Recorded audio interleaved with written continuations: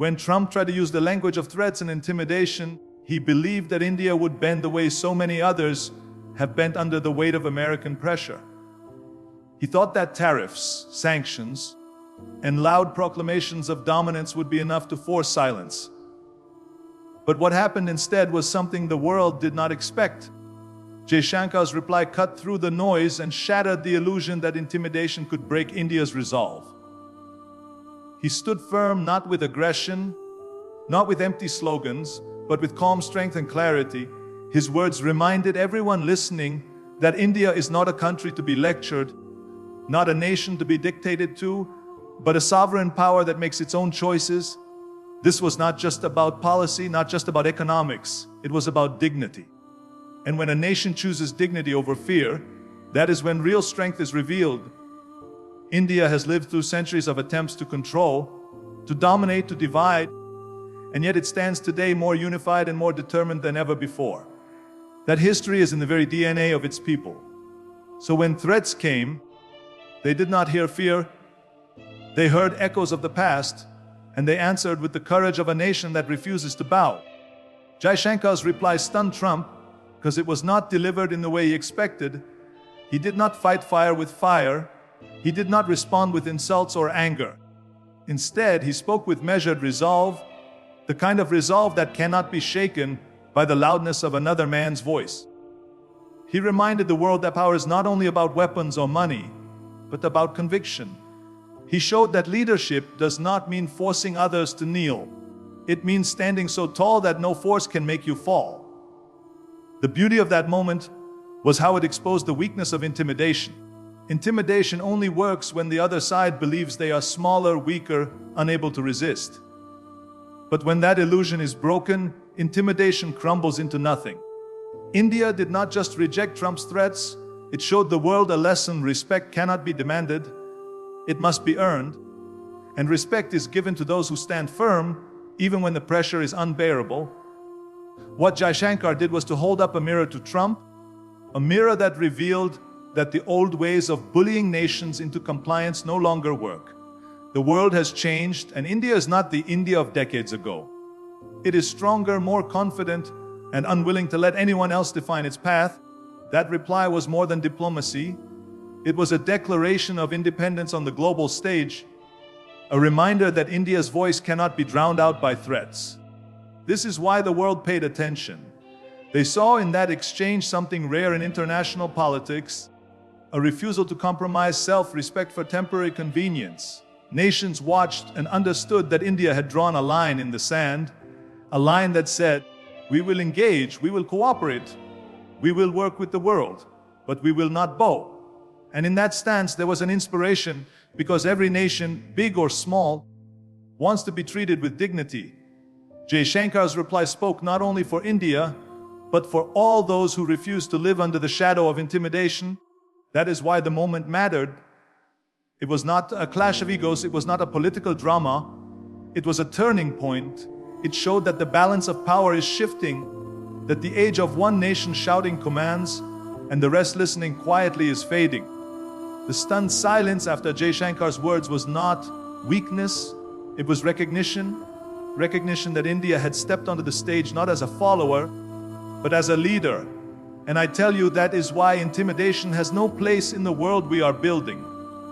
Because the future belongs to those who lead with respect, with strength of spirit, with the courage to stand tall even in the face of pressure. India refuses to bow, and in that refusal, it has reminded the world of the true meaning of power. When Jaishankar delivered his reply, it was not only a defense of India's sovereignty, it was a statement that shook the very foundation of global power politics.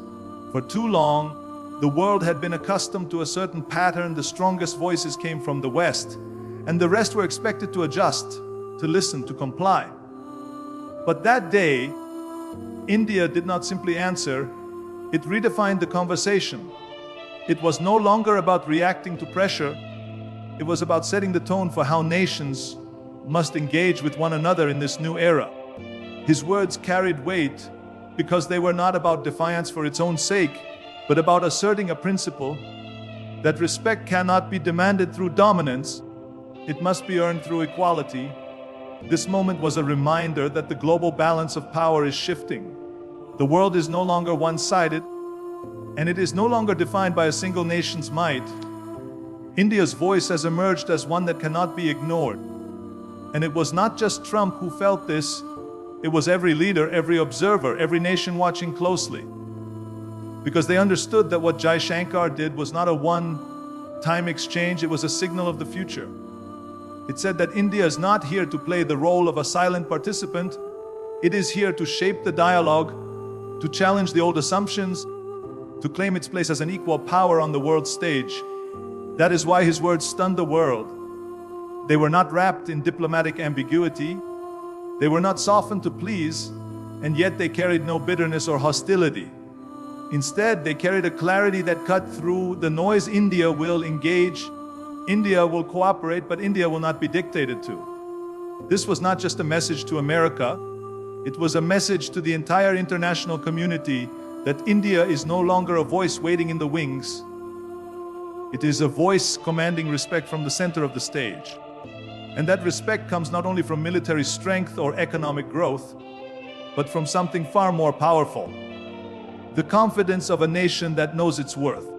Confidence that comes from a billion people who refuse to be spoken for, from a history that has endured every test, and from a future that is being built with vision and determination. That confidence was what resonated across the world. It made leaders stop and think, because they could see that India was speaking not only for itself, but for all nations that desire equality in the international order. The balance of global leadership is not just about who has the biggest arsenal or the largest economy. It is about whose voice carries truth, whose stance inspires others to stand taller, whose courage makes others believe that change is possible. Jaishankar's reply did exactly that. It was not just a moment of defiance, it was a moment of leadership. And leadership is not about shouting the loudest. It is about making the world listen, even in silence, even in the stillness that follows strong words. What makes this moment historic is how it shifts perception. Until now, many saw India as a rising power, but rising always implied that it had not yet arrived. With that reply, India announced that it had arrived, that it no longer needed validation from others, and that its voice carries as much authority as any other. That is why it stunned Trump, because he realized he was not facing a nation waiting for approval, he was facing a nation standing eye to eye, unshaken and unafraid. This is the new reality. The old hierarchies are crumbling, and in their place, a new balance is being drawn, one where respect is not given to those who try to dominate, but to those who stand with dignity. India is not claiming superiority, it is claiming equality, and in doing so, it is reshaping the way the world understands power. That is what leadership in the 21st century looks like. Not intimidation, not submission, but the courage to stand tall and the wisdom to command respect. And so in that reply, India was not just defending itself. It was opening a door to a new world order, one where nations large and small can see that dignity and equality are not ideals to be dreamed of, but realities that can be claimed. A world where voices that were once ignored now demand to be heard. A world where India stands not behind anyone, but alongside, as a leader in its own right. That is why the reply stunned Trump, and that is why it will be remembered as a turning point in history.